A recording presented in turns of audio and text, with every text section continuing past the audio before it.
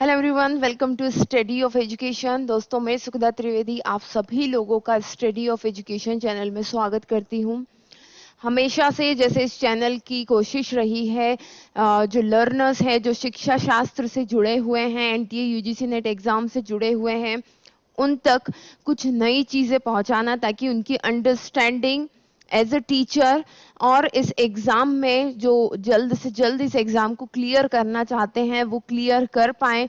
सो दोस्तों, इस एफर्ट में इस बार NTA UGC NET education paper 2 के यूनिट वाइज जो एमसीक्यूज हैं वो आप सभी लोगों के लिए मैं लेकर के आई हूँ इस वीडियो में।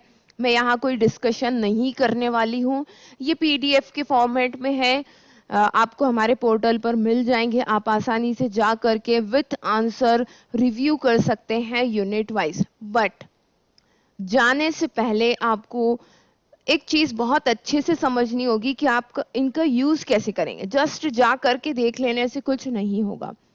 ये जो यूनिट वाइज एमसीक्यूज हैं, ये जब से सिलेबस चेंज हुआ है सिंस 2019 से लेकर अभी तक के जितने भी पेपर्स हैं वहां से मैंने यूनिट वाइज इन्हें अलग किया है।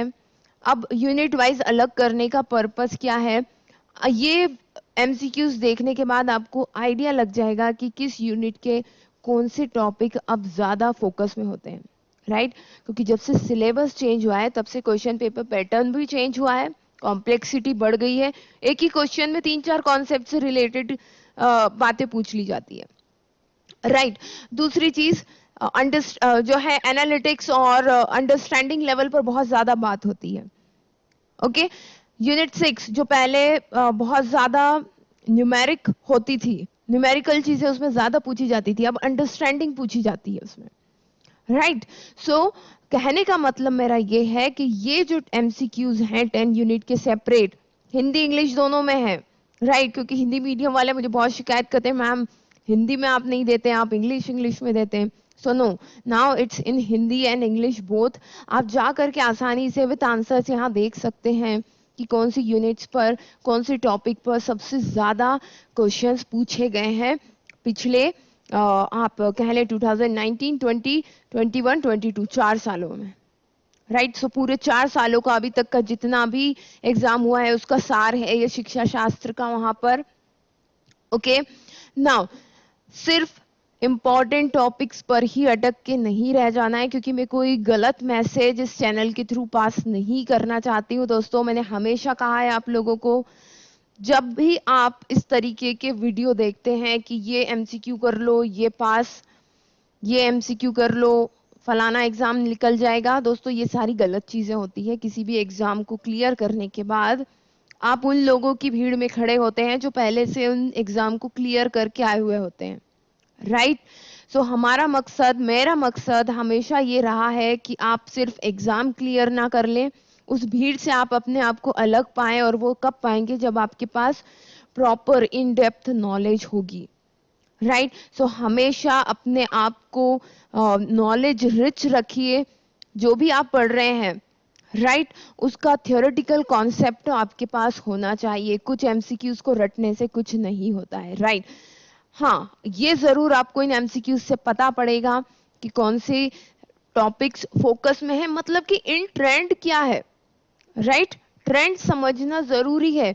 आजकल कंप्यूटराइज्ड चीजें हो गई हैं, तो आप देखेंगे कि कंप्यूटर से रिलेटेड बहुत सारे क्वेश्चन पूछे जाएंगे। सो ट्रेंड के साथ रहने के लिए यूनिट वाइज इंपॉर्टेंट एमसीक्यू जरूरी है, राइट? कई बार ये होता है कि हमें बहुत अच्छा नॉलेज है पर लक हमारा साथ नहीं देता, हम कुछ गलत मार्क कर देते हैं, ओके, या कुछ चीजें फोकस में नहीं आ पाती, तो ये आपको वो फोकस दे देगा। But yes, in depth knowledge आपको थियोरेटिकल क्लासेस से ही मिलेगी। मैं हमेशा कहती हूँ बुक्स पढ़िए, अपनी बीएड एमएड की जो बुक्स है वो पढ़िए, राइट? रेफरेंस बुक लीजिए, थियोरेटिकल लेक्चर्स देखिए। सो उस भीड़ से अलग बनाने, अगर आपको उस भीड़ से अलग बनना है तो सिर्फ एमसीक्यूज काम नहीं करेंगे, थियोरेटिकल नॉलेज भी होना चाहिए। बट आप सभी लोगों की डिमांड थी कि मैम हमें चाहिए, हो सकता है जिन लोगों ने पूरा थियोरेटिकल पढ़ा है उसके बाद उन्हें सेपरेट चाहिए, तो उनके लिए ये हेल्पफुल होंगे। बट यस, अगर आप ये सोच रहे हैं कि सिर्फ बिना थ्योरी ये 10 यूनिट के एमसीक्यूज पढ़ करके कुछ बहुत कुछ अच्छा हो जाएगा, सो मैं उस चीज की गारंटी नहीं ले पाऊंगी, राइट। जरूरी क्या है दोस्तों? ज्ञान जरूरी है, राइट। नॉलेज होना जरूरी है किसी भी टॉपिक से रिलेटेड। सो या 10 यूनिट के एमसीक्यूज के लिंक नीचे है, आप जा सकते हैं, वहीं पर आपको 2021 का भी सॉल्व पेपर मिल जाएगा। So it will be very good, very better for you, right. So please जाइए, जा करके देखिए कि आपकी तैयारी किस तरीके की है, आपको सेल्फ एनालिसिस का एक मौका मिलेगा। एंड जल्दी मिलते हैं फिर नेक्स्ट वीडियो में, तब तक के लिए best of luck and bye.